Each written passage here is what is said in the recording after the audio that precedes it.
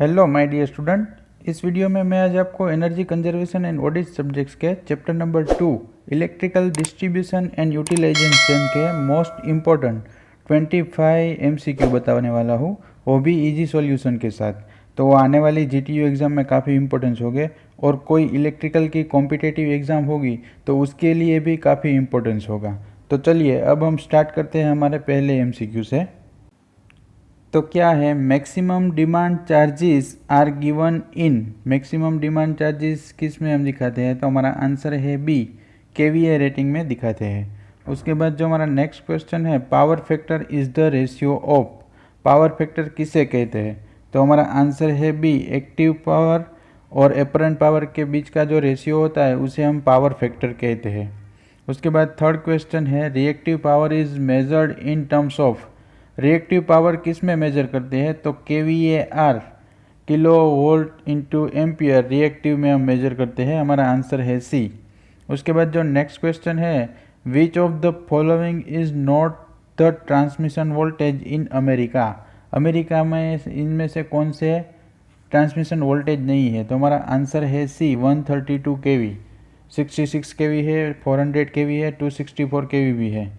उसके बाद जो नेक्स्ट प्रश्न है, which of the following is not the distribution system normally used.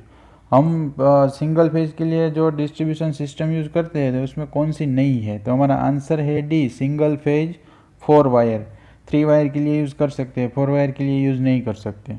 उसके बाद जो नेक्स्ट क्वेश्चन है, conductor for high voltage transmission line are suspended from towers. उसके हमारा आंसर क्या होगा? उसमें आंसर होगा B, to increase clearance from ground, clear करने के लिए यूज होता है। उसके बाद जो नेक्स्ट क्वेश्चन है, transmission efficiency increase as. Transmission efficiency किस तरह से इंक्रीज होती है? तो हमारा आंसर है A, voltage and power factor both increase. जब voltage and power factor increase होता है तब हमारी ट्रांसमिशन की एफिशिएंसी इंक्रीज होती है। उसके बाद जो नेक्स्ट क्वेश्चन है, which of the following material are not use for the transmission and distribution of electrical power. इसमें से कौन सा मटेरियल हम ट्रांसमिशन एंड डिस्ट्रीब्यूशन पावर के लिए नहीं यूज़ करते? तो हमारा आंसर है सी, टंगस्टन हम यूज़ नहीं कर सकते। कॉपर यूज़ करते हैं, एल्यूमिनियम भी यूज़ करते हैं और स्टील भी यूज़ करते हैं। उसके बाद जो नेक्स्ट क्वेश्चन है, the demand side management can be achieved by the technique of. कौन सी टेक्निक यूज़ की जाती है डिमांड साइड मैनेजमेंट के लिए? तो हमारा आंसर है डी, ऑल ऑफ दिस। इसमें कौन सी आएगी? Time of day pricing and metering, multi utility power exchange model and load management, सब इंक्लूड होगा। उसके बाद जो नेक्स्ट प्रश्न है, demand side management is required to. Answer क्या है? D, all of this. Reduce overall cost of installed capacity, reduce need for peaking station, ensure quality and equality of supply. उसके बाद जो नेक्स्ट क्वेश्चन है, the terms demand side management was coined during. तो हमारा answer है सी, 1973 energy crisis हुआ था तब डिमांड साइड मैनेजमेंट यूज़ किया गया था। उसके बाद जो नेक्स्ट प्रश्न है, power factor of a load can be improved by using. Load का पावर फैक्टर हम कैसे इम्प्रूव कर सकते हैं? तो हमारा आंसर है D, all of the above. Static capacitor, synchronous condenser and phase advancer से हम पावर फैक्टर इम्प्रूव कर सकते हैं। उसके बाद जो नेक्स्ट प्रश्न है, maximum demand controller is use to. Maximum demand controller हम कहाँ पे यूज़ करते हैं? तो हमारा आंसर है C, switch off non essential load in a logical sequence. उसके बाद जो नेक्स्ट प्रश्न होता है, capacitors which automatic power factor controller when install in a plant. Capacitor हम ऑटोमेटिक पावर फैक्टर कंट्रोलर में इस तरह से यूज़ करते हैं। तो हमारा आंसर है D, reduce the reactive power drawn from grid. Grid से जो पावर आता है उसमें हम रिएक्टिव पावर को रिड्यूस करने के लिए। उसके बाद जो नेक्स्ट क्वेश्चन है, the following function can not be achieved with automatic power factor controller. Automatic power factor में कौन सा फंक्शन अचीव नहीं होता? तो हमारा आंसर है C, KW control, kilowatt control. उसके बाद जो नेक्स्ट क्वेश्चन है, the following future apply to energy efficient motor by design. यहाँ पे मैंने दो सेंटेंस दिए हैं, वो ट्रू हो या फेल है। तो हमारा पहला सेंटेंस क्या है, energy efficient motor last longer. And first क्या है, तो starting torque for efficient motor may be lower than for standard motor. तो हमारा आंसर क्या होगा, ये दोनों सेंटेंस है ट्रू है। उसके बाद जो नेक्स्ट क्वेश्चन है, eddy current drive can be a retrofit for.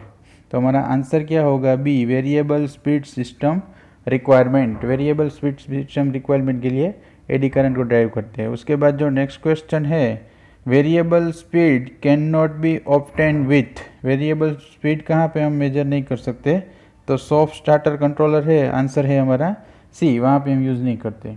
उसके बाद जो नेक्स्ट क्वेश्चन है, electronic variable frequency drive VFD connected to motor किस में कनेक्टेड होती है। तो हमारा आंसर है A, provide variable speed with high efficiency.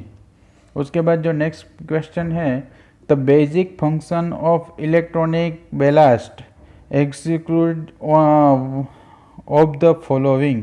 तो हमारा आंसर क्या है, उसका आंसर है C, to reduce lumen output of the pump. उसके लिए हम इलेक्ट्रिक बैलास्ट को यूज़ करते हैं, इलेक्ट्रॉनिक्स बैलास्ट। उसके बाद जो नेक्स्ट क्वेश्चन है, the characteristics of conventional ballast in lighting application is one among the following. इनमें से कौन सी एप्लीकेशन है, तो आंसर है हमारा D, they have high operational losses and high temperature rise. उसके बाद जो नेक्स्ट क्वेश्चन आता है, electronic soft starter are used for motor. तो हमारा आंसर क्या है, उसमें आंसर है B, provide smooth start and stop. Electronic soft starter का हम यूज़ किस तरह से मोटर में करते हैं, तो हमारा स्टार्ट और स्टॉप करने के लिए स्मूथली फंक्शन होना चाहिए। उसके बाद जो नेक्स्ट क्वेश्चन है, energy efficient lighting can be planned by using the following retrofits. ये जो स्टेटमेंट दिया गया है, वो स्टेटमेंट ट्रू है या फेल है। तो फोटो सेंसर है, टाइमर है, ऑक्यूपेंसी सेंसर है और लोकलाइज स्विचिंग है। तो हमारा ये क्या होगा, स्टेटमेंट दिया गया है ट्रू है। उसके बाद जो नेक्स्ट क्वेश्चन है, cooling tower efficiency is. Cooling tower की एफिशिएंसी क्या है, तो आंसर है B, range divided by range plus approach. उसके बाद जो हमारा क्वेश्चन है, normally a manufacturers guaranteed best approach of a cooling tower. तो हमारा आंसर क्या है, उसमें डी है, 2.8 सेल्सियस हमारा जो टेम्परेचर होता है वो। दोस्तों यहाँ पे मैंने आपको एनर्जी कंजर्वेशन ऑडिट के chapter number 2 electrical distribution and utilisation के मोस्ट इम्पोर्टेंट 25 MCQ बताए हैं। अगर आपको हमारा ये वीडियो पसंद आया हो तो उसे लाइक करें, शेयर करें और सब्सक्राइब करें। Thank you very much.